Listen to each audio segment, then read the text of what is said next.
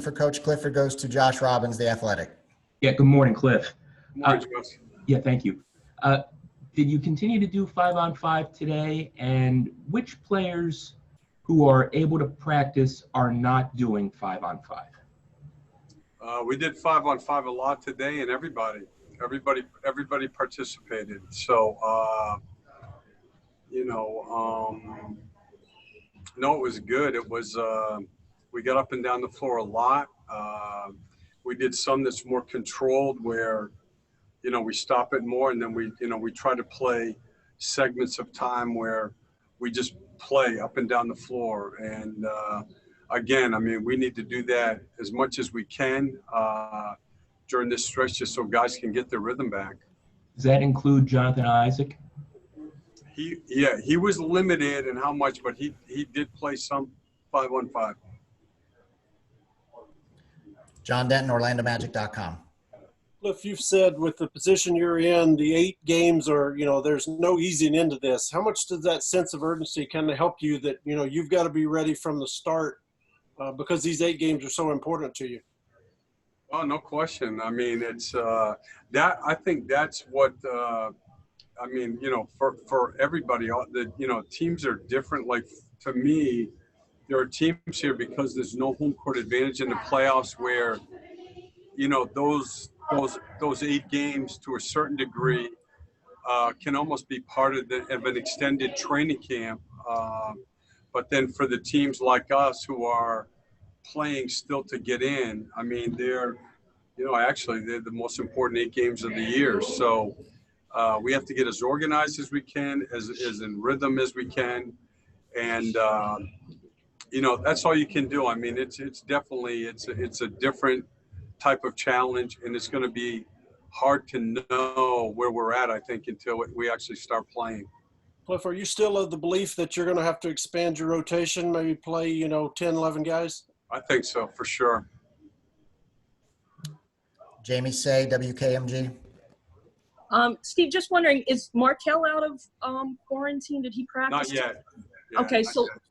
Okay, so when he's able to, how do you work him back in? Kind of what are the steps to work him back in? Well, first I think what we have to do is see him on the floor and just get an evaluation of where he's at. That's what we've done with everybody else. And then it's just a daily, we meet every day and decide what guys can do and how much contact they're ready for. And we'll do the same with Markelle. Chris Hayes, Orlando Sentinel.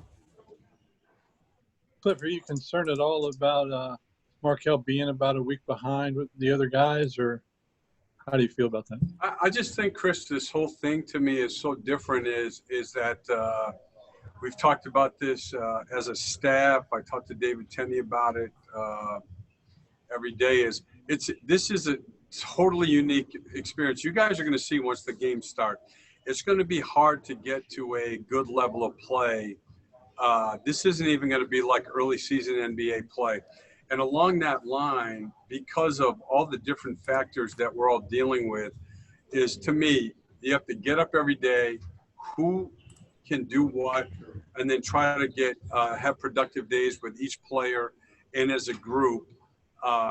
That's every team. I mean, I'm talking to a lot of the other coaches, and it's all you can do. So it's obviously, you always worry about things, and there's more to worry about now, but you have to be realistic about the type of plan you can have and about how quickly a group's going to be able to move forward. Never for these guys, had they gone this long, I would think, from the time they started playing, gone this long without playing 5-on-5, and it's going to take time.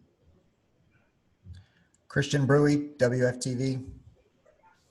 Coach, you mentioned the uniqueness of this, but last year, that stretch run you went through there, has that come up at all, the way that you guys were able to handle that, and maybe some similarities with the importance of every game and how that could be similar to what you're about to go through?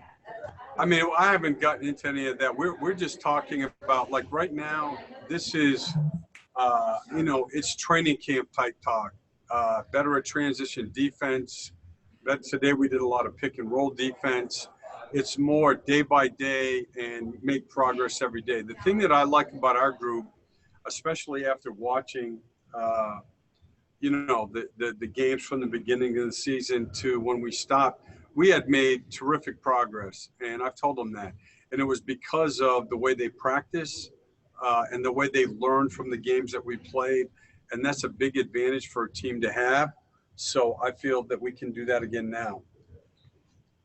Philip Rossman Reich, Orlando Magic Daily. Hey, Coach. Obviously, the rotation is going to expand a little bit, and feels like everyone on the roster is going to have a part to play. What have you seen from guys like B.J. Johnson and Vic Law, who have been in the G League for most of the year, have kind of been with you guys on and off? What have they added to the group as far as preparing and training camp here? Well, I'm comfortable with having both of those guys around. They were around us during the season. They did training camp with us. They know what we're doing. And they're both good workers and good practice players. So they are important right now as yesterday we only had 10 guys that could go live, and they were 2 of the 10. And they get in and you function well when they're on the court. So I have a confidence level in both of them, and I like having them around. Eric Wilson, 1070 The Zone. Hey, Coach, kind of piggybacking off an earlier question, you spoke about transition and you spoke about the pick and roll. Are those things that you're primarily focusing on as far as getting the guys back down to the rhythm and timing? Yeah, I mean, we did a lot more pick and roll defense today, and I felt that helped us. It was good carryover from the kind of drill work we did into when they played live 5-on-5, so it was a lot better. And the transition defense, I mean, we're going to have to do better with than we did today. That's one of the things that I think we can hopefully improve with just some film work. Okay, we have time for 2 more. Aaron Goldstone. Coach, your team acquired James Ennis, in the middle of a late season playoff push, and that coincided with one of the better stretches your team played this season. What kind of dynamic does James bring to your team, and how important can this time be for him to get reacclimated to teammates and the coaching staff and another type of training camp situation? Yeah, I think a critical time, and he did help us just by the nature of how he plays. He's been around, he's played in big games. He creates space on the floor. He didn't shoot the ball great so far, but he will. He plays with terrific energy. He competes every night, and he can guard a lot of different guys. He guards primary scorers. He guarded 2s, 3s, and 4s, and he's a very good competitor. So he did all that on the fly with no training camp, and I agree with you. I think that he's taken full advantage of this. He's a professional guy. He's been around. He's worked hard to get in this spot, and I think he's very prideful about the way he goes about his business. So, no, I agree. He's been a good addition, and I think he can play well here going forward. Okay, the last question for Cliff goes to Josh Robbins, The Athletic.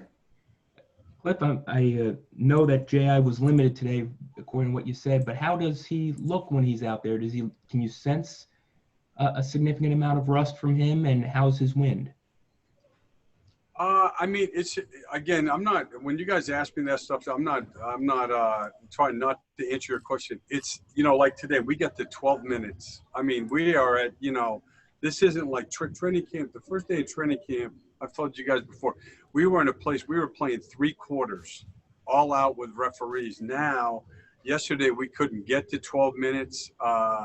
Today, we got to like 11 minutes today. It's a totally different thing. And it's not really easy to evaluate where the guys are. So I think he's done great. He's worked so hard. He hasn't played for whatever it is, 7 months or something. So we're way too early to make intelligent comments on who's playing well and who's in rhythm. They're all right now just trying to find their way. Thank you. Thank you, Cliff. Thank you. All right. Give me a couple minutes, George.